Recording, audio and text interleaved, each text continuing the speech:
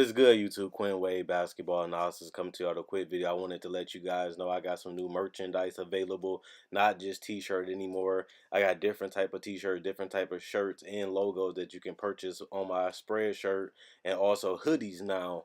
We have expanded and added more to the channel and more merchandise for the brand.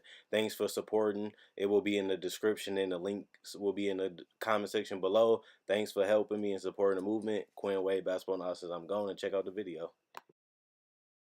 As promised, I'm bringing you guys Allonzo Trier, a patient ball handler, modern day shooting guard. He can stop and pop and stop on the dime and hit elbow jumper, which is good.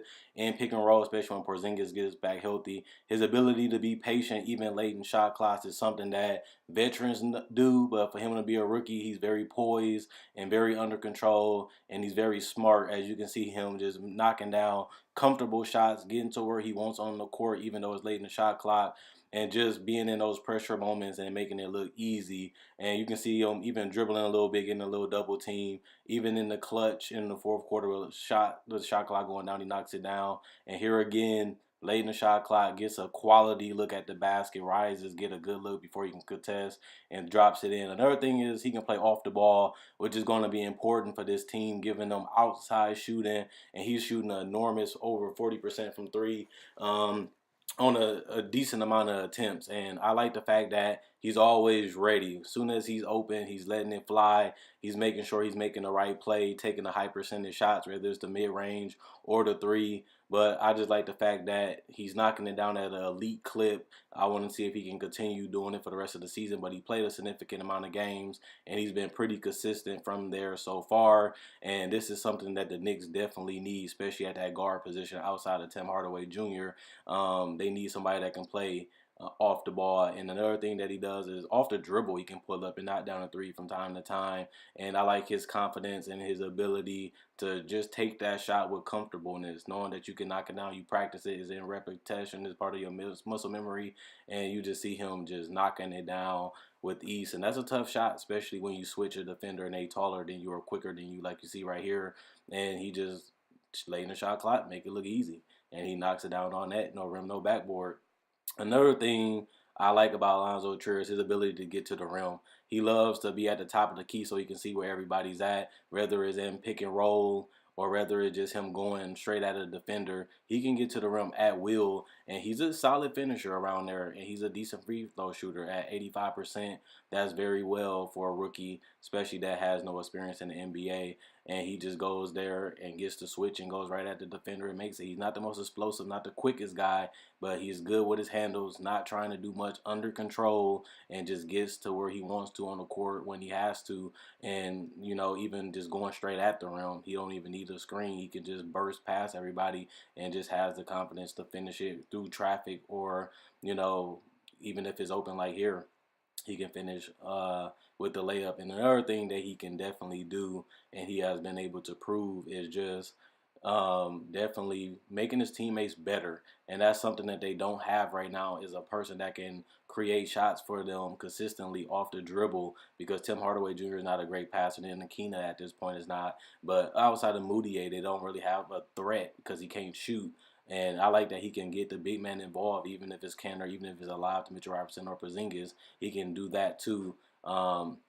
And even if they give a little space, he can hit the spot-up jumper like Porzingis can, or you can see a floater will be available to the big man because of the screens, or as Porzingis can do, step out and hit the three, and you see he hits Noah Vonleh for that shot, and that's a shot that I can see Porzingis making a lot. Another thing is his ability to play in transition, able to get out there and get to the rim, explode right to the basket. It takes him very little time to get to where he wants to on the court. He knows how to space. You see he's spacing and fills the middle, and he just goes through and finishes with authority, and that's very powerful. And then him having the ball as a ball handler in transition, not doing too much, not trying too hard, keeping his dribble simple, getting to the paint and finishing with contact in traffic.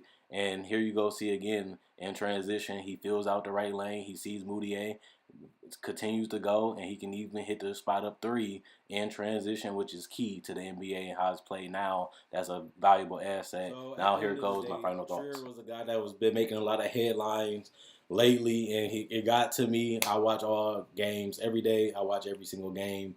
And Allonzo Trier has been a guy that a lot of people have been bringing up, and he has been getting on the radar as a rookie. He's definitely one of the better rookies, especially because of his ability to be a player that can fit in with anybody. 6'5", he has good height, and he also has a good body at 200 pounds. That's NBA ready, physicality and strength, and good NBA height for his position.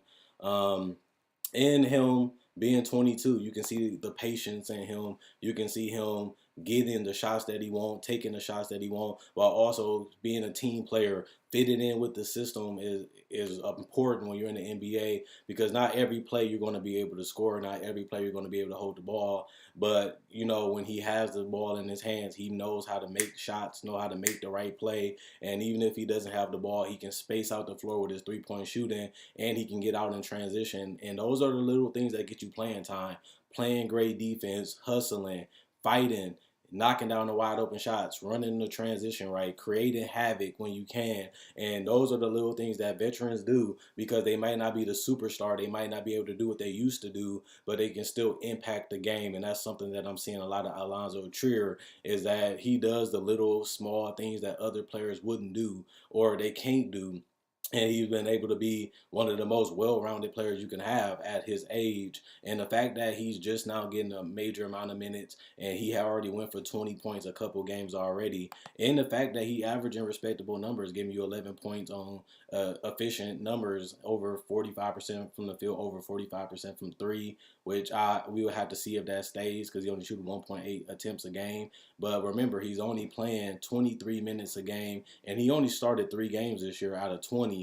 And this is a large sample size. 20 games, that's a lot of games to get some type of idea of how a player could be. And one thing I didn't show was his blocks. He's a guy that doesn't give up on plays. He can contest shots, but he also can block. He's a good leaper. He can time it right, and I can definitely see him improving in that area, as well as getting steals. But I think Allonzo Trier, with the things that he mastered, is how to win games. And that's something that you need on a young Knicks team that's trying out players, filling out players, and trying to see who's going to make the roster, who's going to be part of their long-term future, and who is movable. And that's something that they've been trying to do with Hazonia and Moutier and Burke and other guys like Tim Hardaway Jr. This is a tryout season since Porzingis is gone. They was in the playoff picture last year, but with him going down with injury, they fell out of that and became a rebuilding team. And if you're going to continue to build assets around him, whether it's through the draft or through trade, you need to see what you have. And that's what they're doing this year. And he's getting the minutes, and he's going out there and playing like a veteran.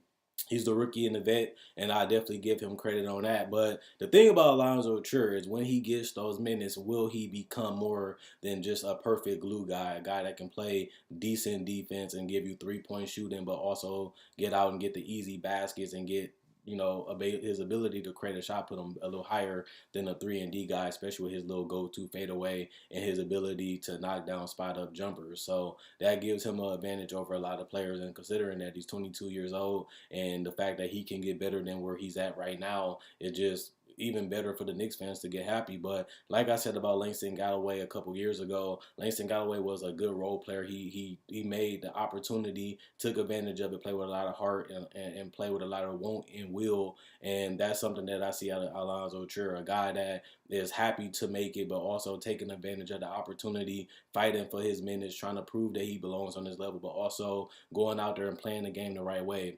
And that's hard to do when you're trying to prove yourself and you're trying to make it to the NBA and trying to make a roster, is trying to find out how to still be a team player, but also show that you deserve to be on this level. And I think he's been able to be level-headed with that, having the eruption games of 21 to 25 points, while also being able to run the offense, while also being able to play off the ball or not try to force anything or take crazy wild shots to get the crowd behind you and to get the coach to take a look at you. He's going to practice, being a professional, working on this game, adding it and emulating it inside of a game, while also going out there and still trying to contribute the best way he can, but also showing that he deserves to belong on that level. It's a hard way to tread the water, because most people either take full advantage, like Mitchell Robinson, of the opportunity, or they get faded by other players that take the opportunity more serious, and they go towards those players. And this is a guy that can be one way in the NBA, next minute he can be back on the roster. And Trier has been able to balance that out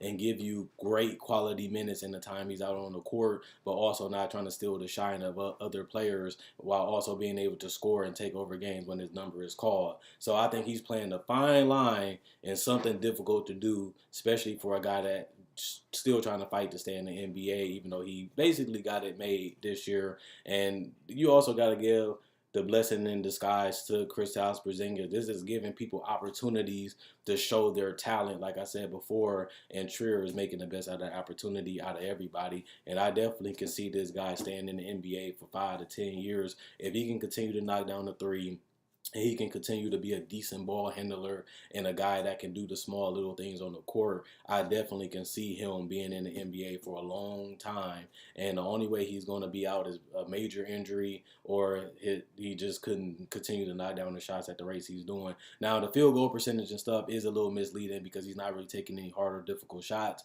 but you also got to give him credit for taking quality and good shots when he gets the opportunities. And that's something, like I said, if you trying to make it to the NBA and trying to make a roster, you get a little bit hero ballish, a little show offish, and you try to win over the fans. And I feel like he's just doing the right things that gives you the respect from your teammates, but also the respect from your coach, while also showing that you can be better than just a role player. And that's my biggest question.